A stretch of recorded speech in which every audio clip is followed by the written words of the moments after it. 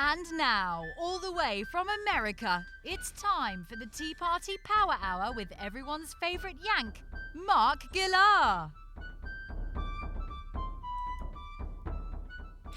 Welcome to the Tea Party Power Hour. I am Mark Biltz. My special guest today is Pastor Mark Biltz. He's the founder and senior pastor of the Shaddai MInistries in Washington State. He's authored 4 best-selling books and videos on the feast that have gone global. He's been on the cover of a lot of magazines, done a lot of national TV and radio interviews, and we are very proud to have him here today as we discuss his brand new book, America at War, 2024 to 2026, the Sons of Light versus the Sons of Darkness. Pastor Biltz, welcome to the Tea Party Power Hour.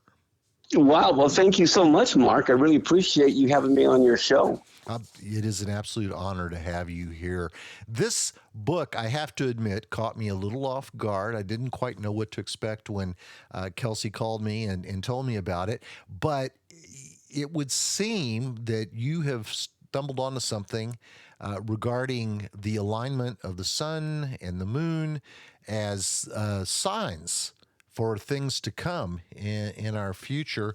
And you've gone back retroactively and looked at it, and you've made some predictions for our near future. So just kind of give my listeners a bit of a background over, everything that you discovered with the 4 blood moons and the sun and the moon and the eclipses being used as signs for God's children.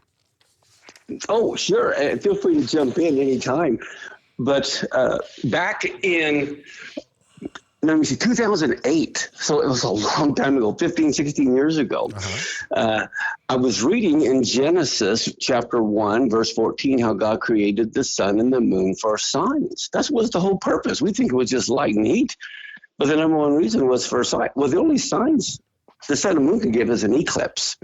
But the key is, and the problem is the English is so bad, then it says for seasons, but people think winter, spring, summer, fall.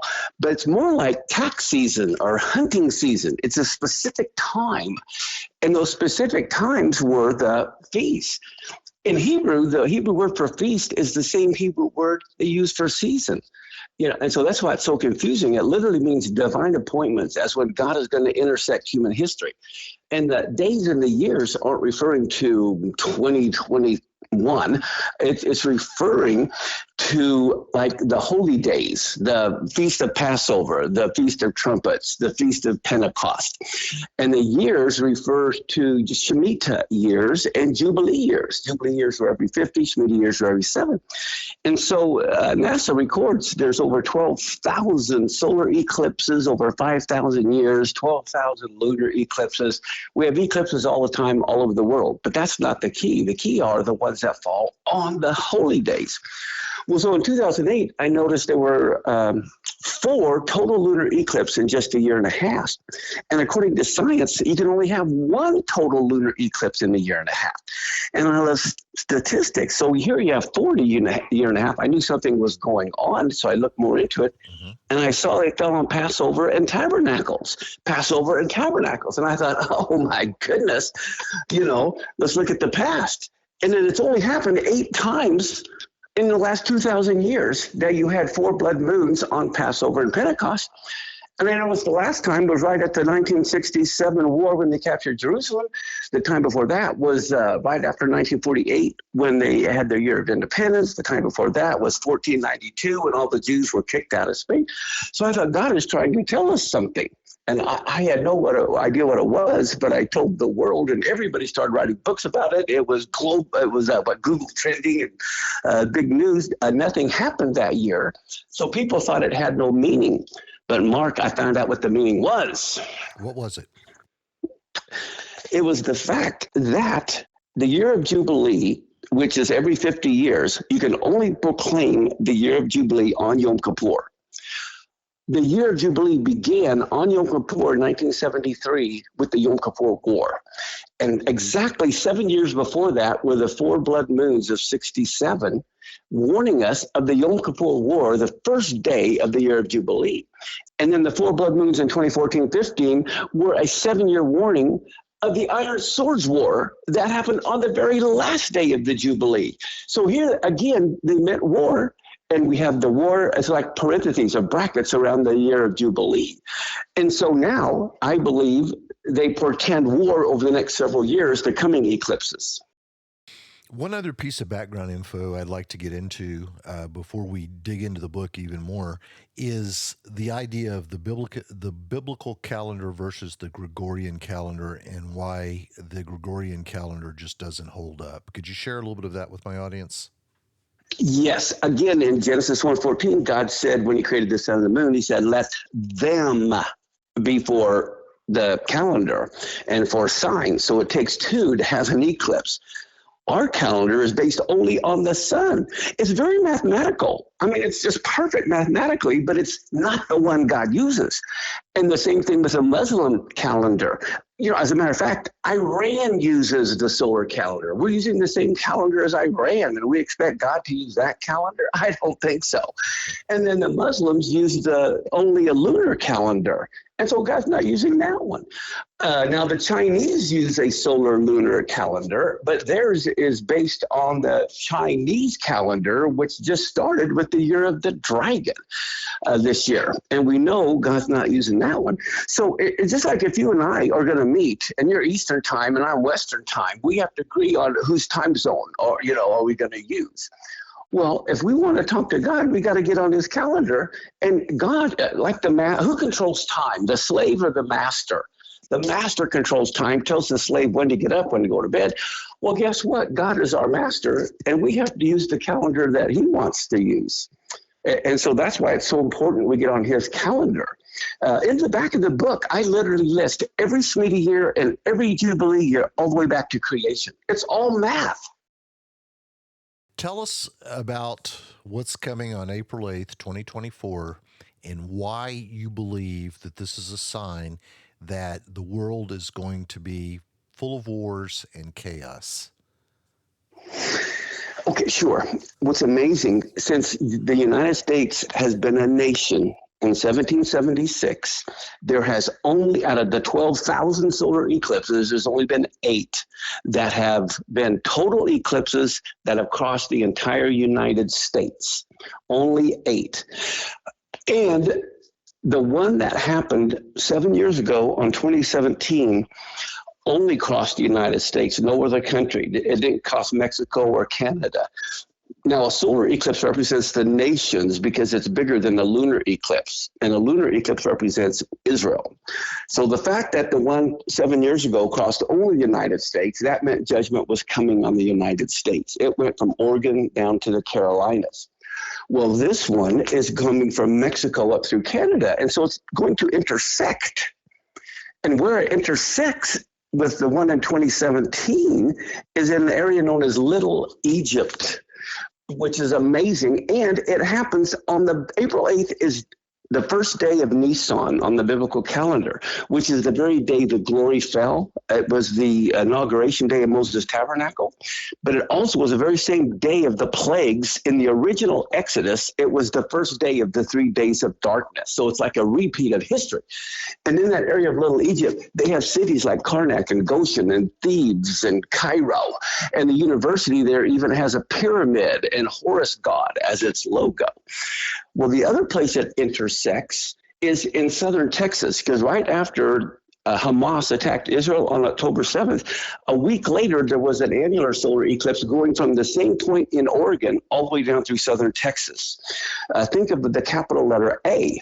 And so when this one April 8th goes from the south to the north, is also going to intersect in southern Texas in an area known as the Texas Triangle, which is the #1 human trafficking place in the whole United States. And so the United States is morally in the toilet. And I believe God is going to judge it harder because we've been claiming to be a Christian nation for 200 years, and we have totally rebelled. I'm actually talking to you from Bryan, College Station, Texas, and we are within that triangle that you had placed in your book. I'm actually. Oh, you're kidding! No, I'm not kidding. And I'm just a few miles. I'm just a few miles from Texas A&M University, and even though I knew they had some relations with Qatar, I did not realize that Qatar had given them $700 million So that came as a shocker to me as well. And of course, you list some other universities that received large amounts of money from Qatar as well. And you're mentioning how they are trying to take over our education system. So yeah, I just wanted to give you that point of geographic reference. Oh I my looked at gosh. that and I saw Houston, San Antonio, and Dallas, and I'm like, we're to the bottom right, we're to the southeast of the triangle, but we're in it. So here in Bryan College Station, Texas, or BCS, as it's known. So that was quite a shocker. All you Texans out there may want to grab a copy right away. Let's talk about what's going to happen. Now, you made it very clear in the book that it doesn't mean that on April 8th the world is going to start crumbling. But Correct. that is the date of the total solar eclipse. And what do you foresee happening specifically between 2024 and 2026? A lot of things. One of them, as I think you very well know, the United States is in a period of giant chaos and division. We have political division, especially coming up with the elections. I don't think anybody knows if Biden or Trump are even going to be the candidates yet. With the status of what's going on. And can you imagine if something happens and we have total chaos and we don't have a president, and then we not only have political chaos, we have religious chaos because of the pro-Israel, pro-Palestinian conflict, and then we can have racial conflict even between the immigrants, legal immigrants and the illegal immigrants, because they're totally taking the resources of all these cities. So, and then we have the organized chaos you see in a lot of the liberal cities, the retail crime, organized retail crime, and things going on in the drug problem. We are at the weakest point ever in history militarily. And so I can see terrorist attacks with all these immigrants. I think Iran in Lebanon, are going to attack Israel. And then at that same time, I believe there'll be a bunch of suicide bombers right here in the United States. I think we could see suicide bombers on bridges and grocery stores, at gas stations, and it will freak everybody out. And that would be the perfect time for China to go ahead and attack Taiwan, North Korea to attack South Korea, as well as we got the war. And we can't monetarily help all of these different wars, and everybody knows it. And if we're in a state of chaos, we don't know who's in charge. This is what I see happening over the next couple of years. Very dire prediction. Let me ask you this about the suicide bombers. Are these individuals that might very well sneak over our southern border? I don't think they have to sneak. I mean, we're paying them to come in. We're giving them free medical care, for heaven's sake. We're giving them places to live. We're giving them cards to use. We don't need it. The enemy doesn't need a Trojan horse, so we're inviting them all in. I mean, there's hundreds of thousands of even Chinese military-age men without their wives or children that are coming in, and they'll be hacking a lot of our power grids and all kinds of things. We're really in trouble. Over 100 nations have come in illegally, as well as, it's just a mess. I never thought I would see a day when we would be offering so many state freebies to people who enter our country illegally. And we are in chaos. I was born in the 1960s, 1963, and I have some memories as a child of all the craziness that went on and all the hippie people that my parents told me to stay away from. And now, as I see it, we're even more divided than we were then. I mean, back then it pretty much centered around civil rights and, the Vietnam War and so forth. But this is an all out, both sides think the other side is crazy. Now, their side thinks it's okay to put drag queens in kindergarten classrooms. They think men can have monthly periods, give birth, nurse babies. They believe some pretty sick, weird stuff that, frankly, for a group of people that always say don't deny the science, their theories fly in the face of science every single day. But there really is this thing of, when I'm together with a bunch of conservatives, we'll just sit around and say, these people have lost their minds. Democrats, liberals have lost their minds. And it's almost to the point where both sides are dehumanizing the other side. And that's always a prescription for some type of conflict. when you view the other side as being, dehumanized or subhuman or whatever. So I'm going to ask you, how much of what is going on right now is being stoked by the devil? Because right now, I think you point out in the book, this really is a battle between good and evil. This really, it's probably occurring on two planes at one time, but this is a battle between good and evil. So how has the dark side been able to stoke up this kind of chaos and hatred? Well, a lot of it goes back to what you're saying about Qatar giving billions of dollars to our universities, with journalism and different classes, just so people will fall for the lie about a two-state solution, having a Palestinian state. And I can't believe all the people that are cheering on Hamas at some of these rallies that go on at universities. But the main reason why is Christians mostly have given over their kids to the learning process, and this even gone down into high schools. Some of these schools will allow school to be out so they can march for the Palestinians. But how can people march for murderers and tear down hostage posters that are put up? But it's definitely demonic. And one of the things I speak about in the book is I believe, just like in the book of Daniel, where there's a war going on, when this vision of this messenger comes to Daniel, there's a war going on in the heavens, and he says, Michael, the archangel's come to help me. Well, I believe the wars on earth parallel the wars in heaven. Just like Moses' tabernacle was patterned after the one in heaven, I think earth is an echo of what's going on in the heavenly. So when we see this war going on, I believe there's a war going on in heaven at the same time. And I believe we're living in these last days. And Satan is furious. And so he is just trying to tear the world apart. That's what he's trying to do. And you see it morally. I write in the book how the first time a cuss word was used was, I don't think it was 1938 or something. It was a movie Gone with the Wind. And that one word shocked the public. Oh, it made the New York Times. Oh, my goodness, they used the word damn.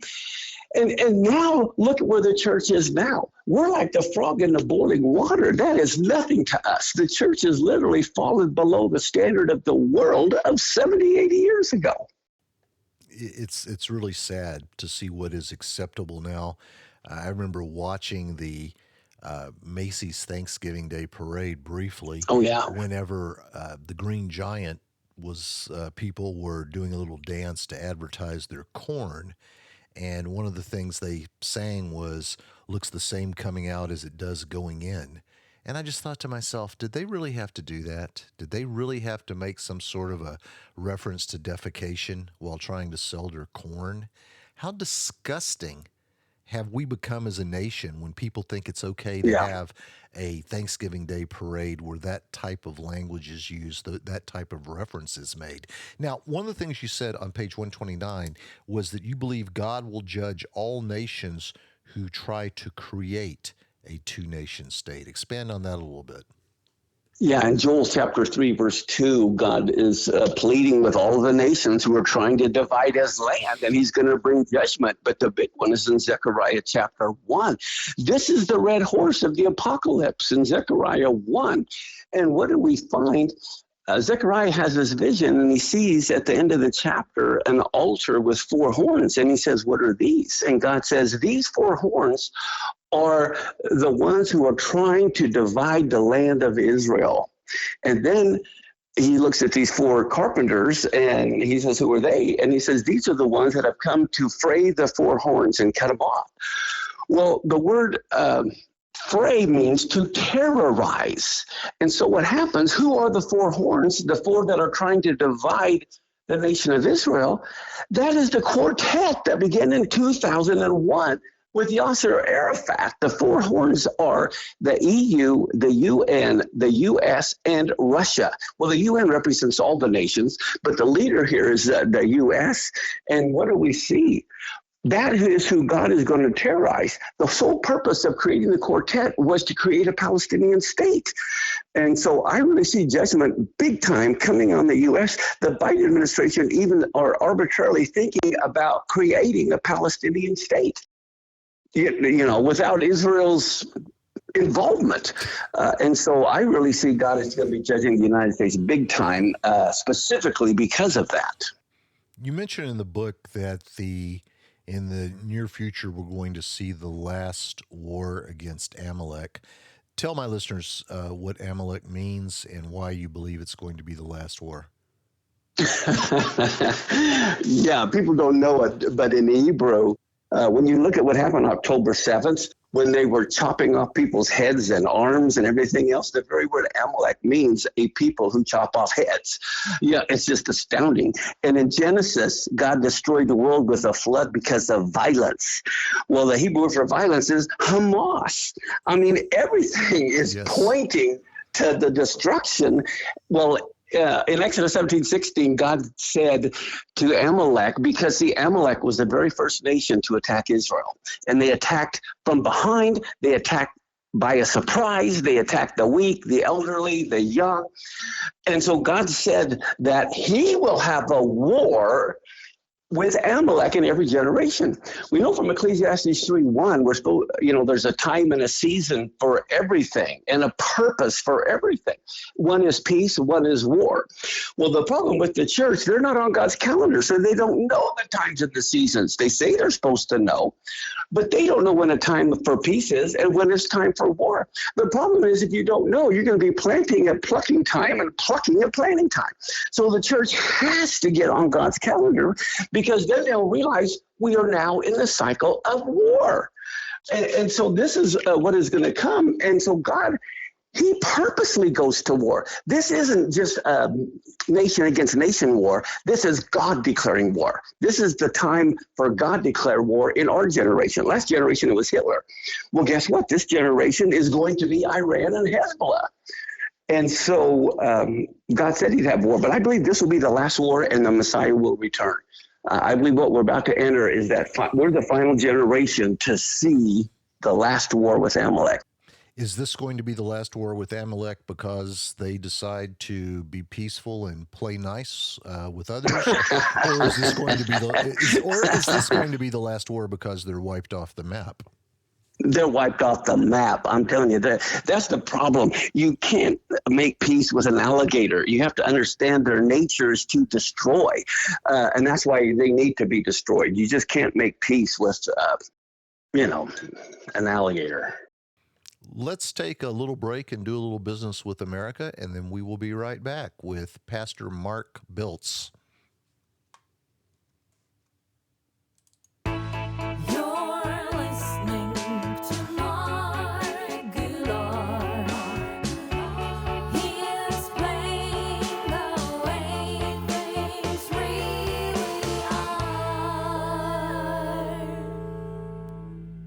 And we are back with Pastor Mark Biltz, the author of, let me make sure I say everything in here, America at War 2024 to 2026, the Sons of Light versus the Sons of Darkness. Pastor Biltz, one of the other things you discuss in the book is the possibility of a civil war erupting in the United States. And it's kind of interesting because I've asked a lot of my guests on the show over the last few months if they believe we are headed toward a civil war. And I get a lot of politically correct answers on that. Nobody wants to proclaim that that's a possibility, maybe a handful of people. So let me ask you, do you believe that the United States is going to erupt in a civil war this year? Well, I don't like being politically correct, personally. And when most people think of a civil war, they think of one side against the other side. I think it's going to be multiple sides against multiple sides. It's like total chaos where everyone's going to be attacking each other for some reason or another. Just like you have organized retail crime. This is I think the organized retail crime is going to be huge. Can you imagine if there's another lockdown, they introduce another plague or something like that, and all of a sudden and we don't have elections. So many people take advantage of the chaos and they go in. So I see a civil war in the sense of not one side against the other, but mass chaos, everybody against another for a reason, and then many trying to take advantage of it. And so it is going to be a multiple civil war on many levels. But are we talking about people shooting at each other, or are we talking about... Oh, it very well could. I think it very well could. I think there'll be a lot of fighting. I think there'll be a lot of stealing. A lot of... Can you imagine, too, if there's an EMP that goes off over the United States? And think of it in terms of what happens if there's no power. What happens if you can't use your ATM card? What happens if the cash, if there's the economics, oh my gosh, there's a good chance, I believe, the dollar could completely crash and we'll go to digital currency by, next year. So what kind of a chaos would that cause if you can't use an ATM card or a credit card? I'm talking on every level.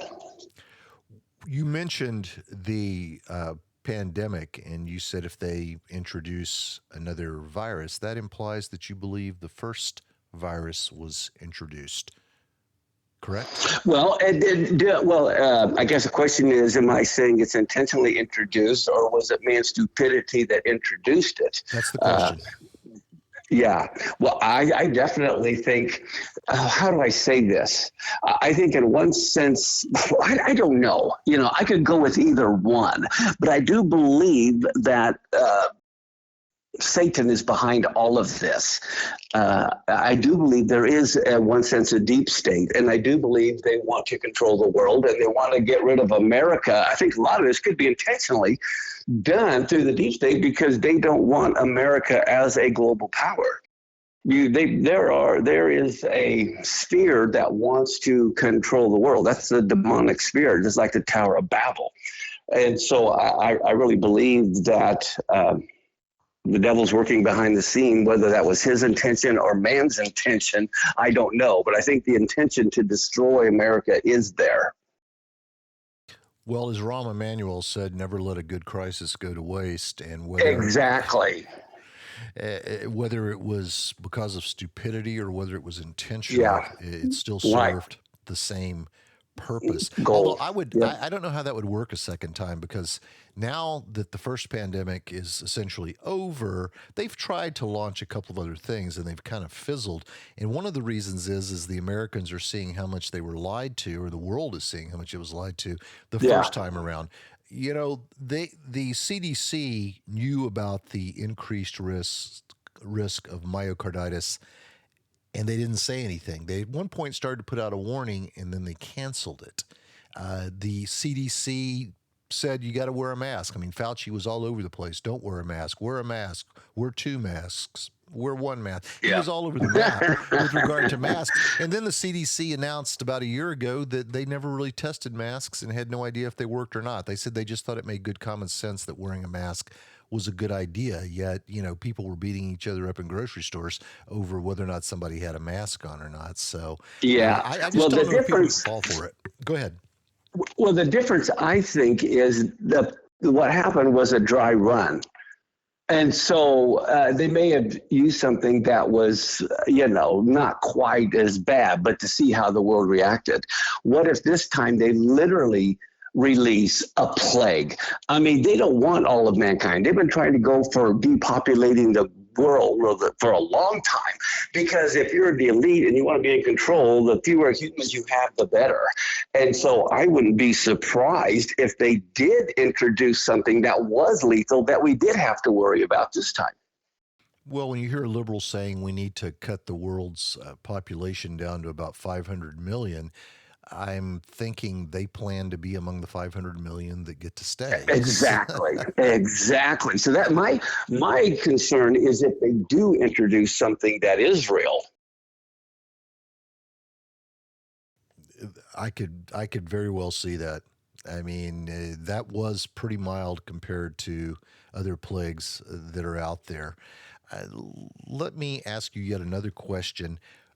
I think numerous people are seeing this huge amount of anti-Semitism in our education system. And I know you said, well, Cutter's given a lot of money and so forth and so on, but my God, do kids, I guess they catch them young enough when they're not really able to think for themselves. Because if I were in an American school and somebody was constantly preaching anti-Semitism, I think I'd raise my hand and ask why.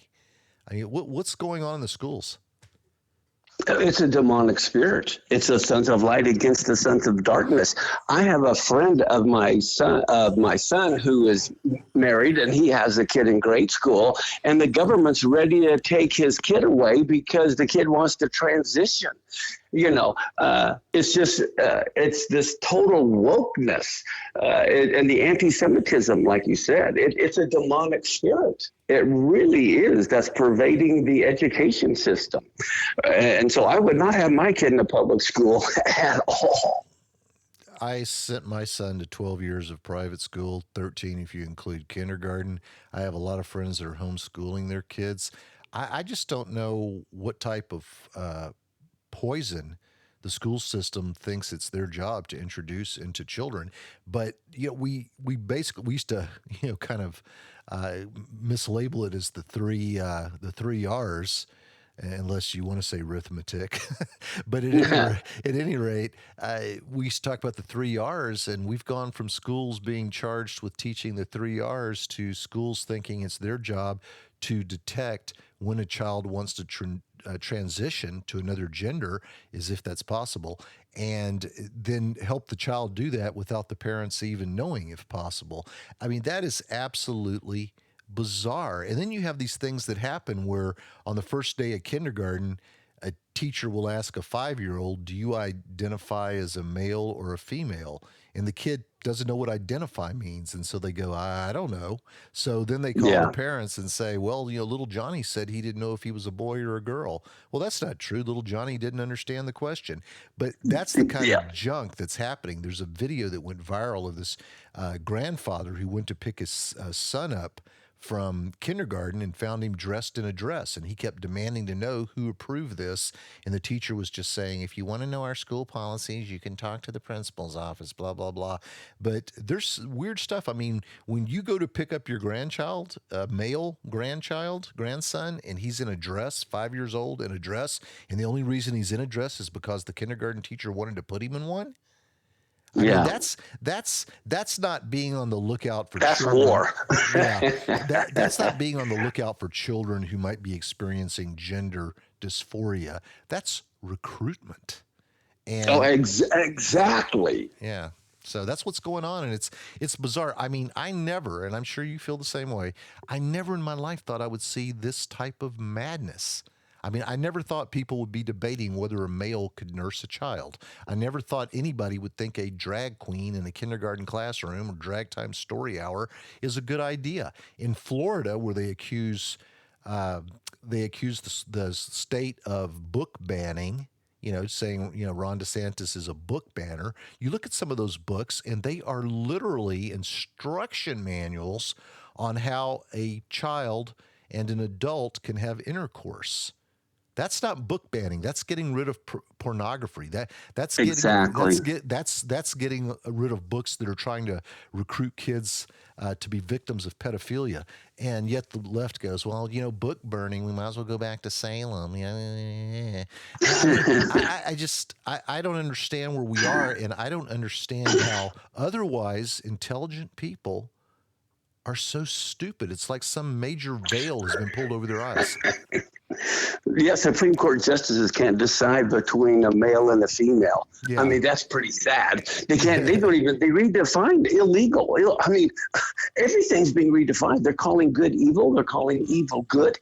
And in Oregon, right next to me, they're getting rid of all standards. They're graduating just for being there in high school. It's just insane. Mm-hmm.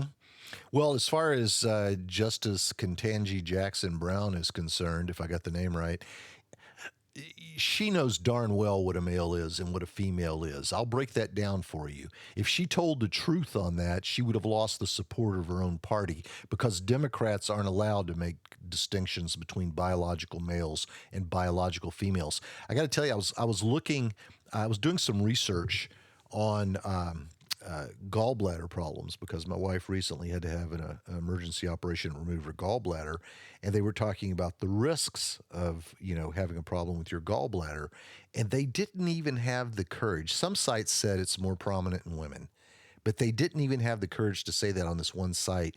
They said if you were born with a uterus, your odds of having gallbladder problems are higher, because they were afraid if they said, "Oh my word!" They were afraid if you said if you were born a woman, your odds for gallbladder problems is higher.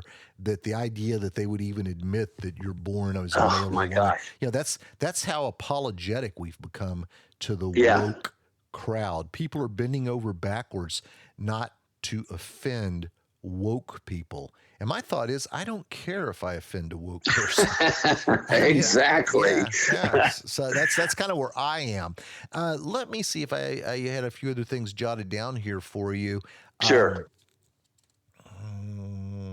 One thing that we do want to point out, and you made an excellent point of this in the book, is that not all Islamists are radical. That when you're talking about some of these things going on with Islam, you're talking about radical Islamists, correct? Absolutely. Yeah, I'm talking about the radical Islamists that whose goal is that Amalek spirit to kill women, killed uteruses and children. Well, one other question about this. It's just kind of dawned on me while we were talking. If Pastor Mark Biltz can look at the eclipses and the blood moons and tell me when a period of huge chaos is coming, do we as humans really have free will, or is this all just predestination? Oh, I don't believe in predestination in the sense that everyone's fate is sealed. I do believe more like a master chess player. God gives us free will, but he also knows what each one of us are going to do. Just like we know who's going to win the election, just because based on the state, God knows what we're going to do based on our choices. And so, I mean, talk about someone who knows exactly what we're going to do. He's the one who made us. He basically gives us the free will, but he also knows what our choices are going to be. I want to make the comment that as I went through this book, I was very impressed with the artwork. I mean, you obviously. Oh, thank you. Yeah, you obviously went out of your way to have some very good artwork created and placed in this book. So, is some of this artwork for sale at your website? Some of the artwork I created. Oh, you did it. Okay. Yeah. Well, now that one at the very back, with the creation of the universe. If you're talking about that artwork, I don't know if you meant of something else. But if you I was curious about all of it, really. Well, I'm glad to give it away. I don't have to sell it. But okay. What I can, some of it we purchased off of Shutterstock. Okay. So what I can't give away, I won't, and what I can, I will. Okay. But that last piece of artwork of the rabbi in the world, I don't know if you read about how that came about, but it's absolutely incredible. And we have a bunch of that artwork available at El Shaddai by that artist. Okay. But what that is, that piece of artwork across the top in Hebrew is Genesis 1:1. In the beginning, God created the heavens and the earth. And every Hebrew letter, like there's 22 Hebrew letters. So the first letter is 1, the last letter is 22. If you add up the numerical value of the Hebrew letters in Genesis 1:1, and then you take it times 100, which is how old Abraham was when the promised seed was born, you actually get the orbital velocity of how fast the earth travels around the sun. And so it's just showing how God is in such detail in creation that we can even see there's a God through the math.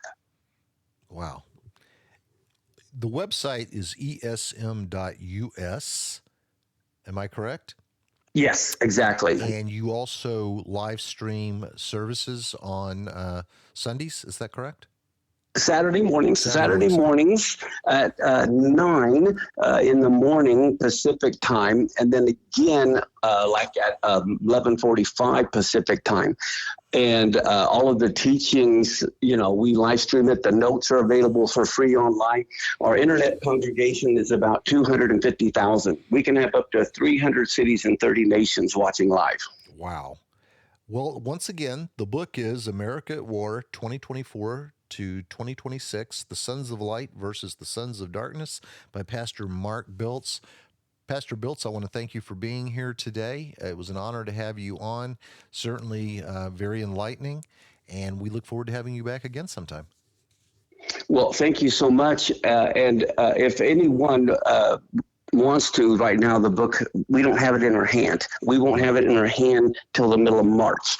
But at that time, if they want to pre-order it right now, they can at a discount of $15 off the retail. So. Oh, wow. And is that on Amazon and every place good books are sold? Or it will be. It will be on Amazon once we have them in stock. Okay. But we have it set up on Amazon. But if you want to order it, you can go to our website, pre-order it, and you'll save $15. Wow. So that's ems.us. ESM. Thank you. I'm sorry. Yeah, for El Shaddai Ministries. Yeah. Gotcha. Okay. Once again, Pastor Biltz, thank you for being here. It's been an honor to have you on the air. And again, looking forward to having you back sometime. Hey, thank you, Mark. All right. Have a great day. Bye. Bye-bye.